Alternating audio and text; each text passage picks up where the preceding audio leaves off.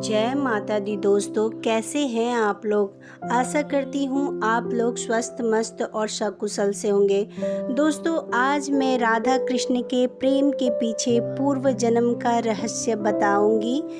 भगवान श्री कृष्ण के बारे में कई पुराणों में लिखा गया है कि भगवान विष्णु के 8वें अवतार हैं। देवी राधा को देवी लक्ष्मी का अवतार बताया गया है। सुदामा और श्रीदामा को श्री कृष्ण के गोकुल का साथी कहा गया है। लेकिन महाभागवत पुराण में श्री कृष्ण और देवी राधा के अवतार की जो कथा है वह अद्भुत है। इसी कथा में सुदामा और श्रीदामा के पूर्व जन्म का भी रहस्य छुपा हुआ है। इस पुराण में बताया गया है कि देवी राधा लक्ष्मी की अवतार नहीं है। इस पुराण में देवी राधा और भगवान कृष्ण के प्रेम का रहस्य भी बताया गया है।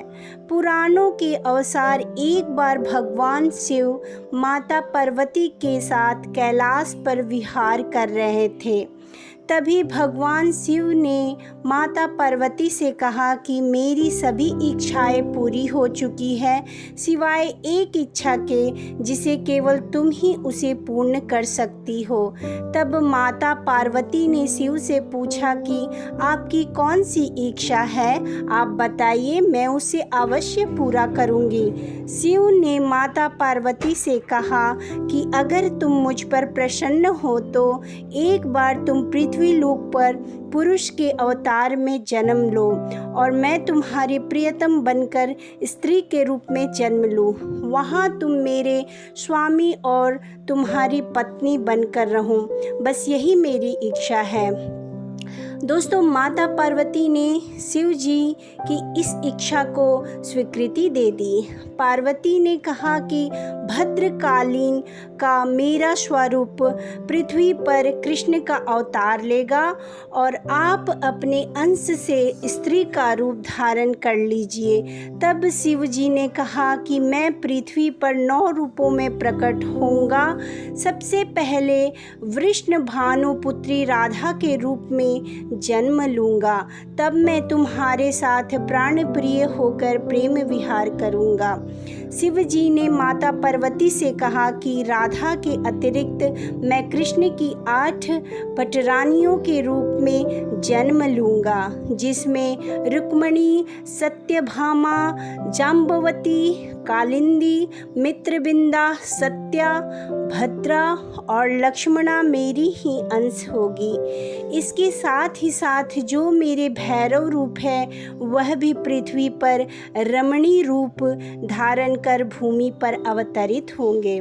पार्वती ने कहा कि आपकी इच्छा अवश्य पूरी होगी। मैं इस सभी के साथ ऐसा विहार करूंगी जो इतिहास में आज तक किसी ने नहीं किया होगा।